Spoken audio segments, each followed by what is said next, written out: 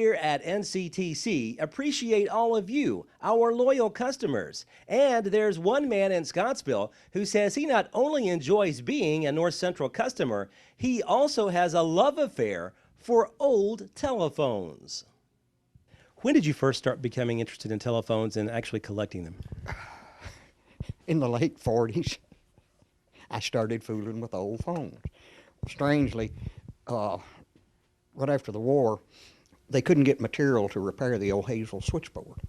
So about 1947, everybody got together, and all the farmers donated posts and work, and everybody worked, and I was a water boy for putting up the new line, which actually became a little moot because North Central came in here in the early 50s, so it really didn't work out, that good because, they only got to really use it because North Central, was a whole lot more improved over the old switchboard deal that, now North Central has the old Hazel switchboard. Mm-hmm. At one time, I owned the new one. Okay. They had two. The second one was put in about 1940. It was a relatively modern piece of plunder, and like I said, but like I said, all the farmers and everything put in there, and over there is actually a insulator off of one of the old posts. Okay. That's really one of the most precious things to me because it goes back to the actual time. And what was its purpose? It held the wire. The old steel wire, one steel wire to a man's house. Well, now before North Central, who was actually the phone provider? Hazel switchboard. It was Hazel switchboard. Hello, Hazel. You'd make your rings and say, hello, Hazel. and Lois Hughes would answer. She was the operator. And things have changed a little bit over the years. Oh, they've changed a whole lot since, when North Central first came in, George Emery, I remember him really well, Lower Atwell. They were there installing stuff and all of that. It was, interesting to me. Mm-hmm. And, we had a store back then, and our old phone number was Main 2 4783. I can remember that.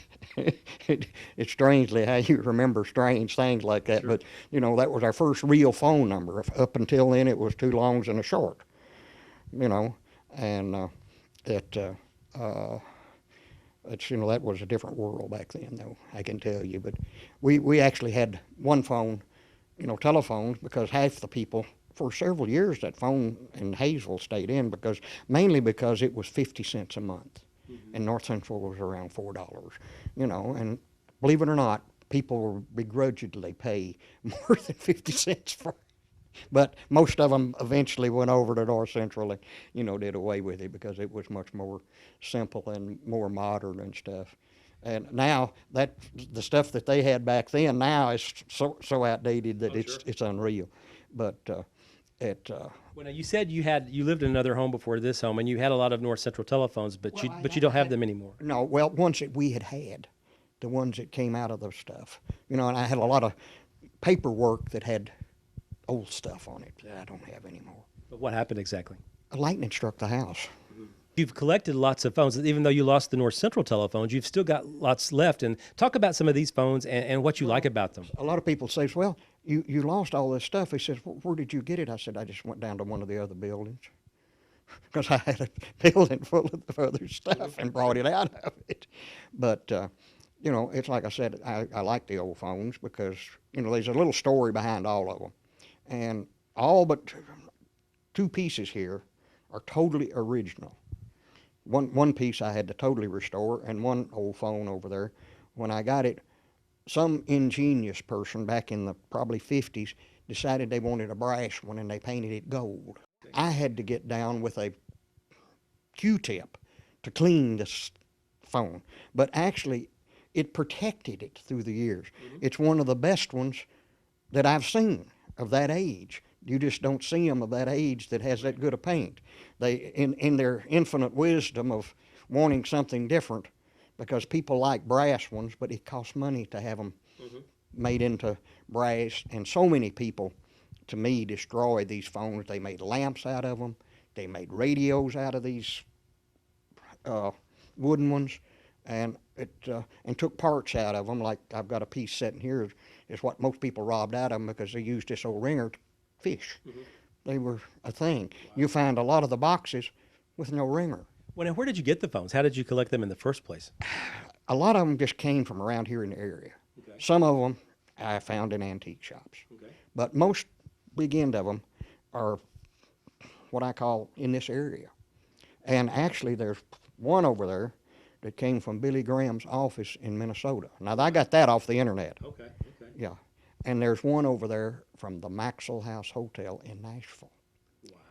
I was actually in the Maxwell House Hotel in Nashville when World War II was over. And I was on the 3rd floor. This phone that I have got is from the 3rd floor. I have often wondered how close that phone was to where I was that night. But when I got it, it had a lot of smoke and stuff damage on it. Okay. But it's got the old phone number and the room number, still on it. Uh-huh. But I prize those pieces because that had a special meaning to be there when all of this happened. I mean, the world bubbled that night when World War II was over. Yeah. And I've got an old French phone over there that I really like because it's got a thing they call them mother-in-law phones. They've got a thing that somebody can listen into your conversation. There's kind of a joke behind it. They call them mother-in-law phones because you said your mother-in-law can listen into your conversation. But that's the only foreign phone I've got up here. I've got some more downstairs, but they're, they wasn't as interesting as the one with the thing. But it's got a thing on it that Western Electric copied their piece there. Do you have one here that's displayed that maybe is maybe what you would consider the most unusual? The most unusual?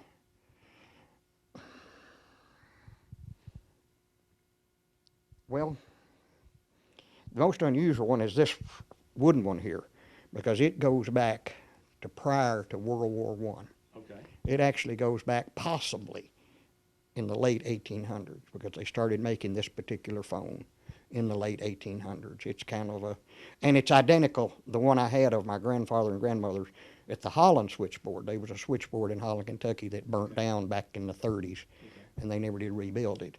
And it was my grandmother's, but it burnt when my house burned. But this is the same thing. I found one just like it. I can't, it kind of takes its place, but not exactly. What have you enjoyed about collecting phones over the years? Making them work again, taking them where people have just half destroyed them in their infinite wisdom, and making them work. Most of these, I could hook up to the line and they'll work. I mean, you can't dial out on them, but I do have a payphone downstairs that it's a dial phone, and it's hooked up and it calls out for some strange reason. Nobody in North Central yet has explained to me how it still works, but it does. Well, now you claim to be one of the first NCTC customers in Scottsville. Well, and we were at Amos, Kentucky. Okay. And we were one of the first when the line come through because, it was kind of important to us. Because back then, the only way you could actually get a hold of, like I say, the sheriff or anything back then, you could call Gerfin Cornwall. Cornwall had a store up there at Hayesville.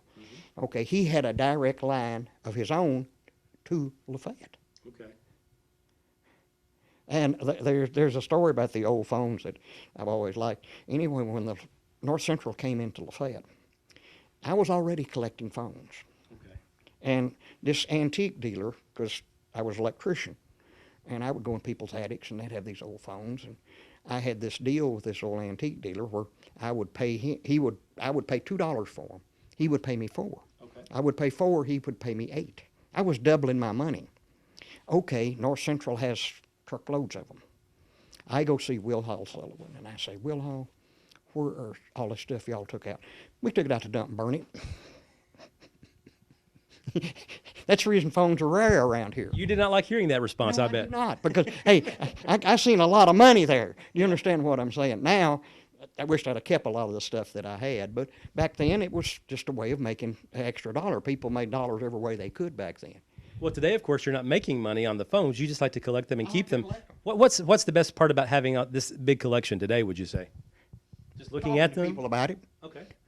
It's talking in, like we're doing right now. Yeah. people just look at it and something about it, and you can always, like I say, tell these strange stories. Some of them I can make go on, but we're not going to do that. But now, like I say, some of these here came out of buildings here in town, and I know where they came from. You know, some of them go back probably the 1920s. Some of them go back in the 30s. Some of them back in the 50s. Right. There's two over there are post-war. All the rest of them are pre-war. Wow. We talked about this just a moment ago about as far as how North Central has changed over the years, but is it kind of just phenomenal to you to think about what all services? To me, compared to what I remember how, things were and what it has turned into. I mean, it's not just telephones. People, say, well, it's a phone company. No, it's not. It has expanded into numerous areas, and like I say, you've got cable, television, computers, and dozens of other things. And somebody like you that's doing these interviews. But it's like I said, but it's just interesting. A lot of people don't. But I fool with, when I was young, like I said, in 1947, people were strangely bringing phones to me to fix. And I'm just a young boy. But so you get an interest in this stuff, and you do it. But I'm like guilty as a lot of others. I took them things out and sold them to people to fish with. Sure. That I wish, but now I'm trying to put them back together. Kind of ironic to think that you never actually worked as an employee for NCTC? Well, George Emery kind of wanted me to. When he came in, he kind of wanted me to, but like I said, I worked for myself and my daddy. We worked together, but I mean, I was my own boss. I hate to put it that way, and why I worked for somebody, but he really tried to get me to go to North Central back then. But it was like I said, sometimes I wished I had. I mean, you'd be surprised how many times I said, that wasn't the best decision I ever made. But his decision to start collecting old telephones around 70 years ago, he says, is one of the best decisions he's ever made. LarryJoeDowning only showed me part of his telephone collection the day I visited his Scottsville home, a collection he says is priceless today. Reporting in Scottsville, Barry Hyatt, NCTV.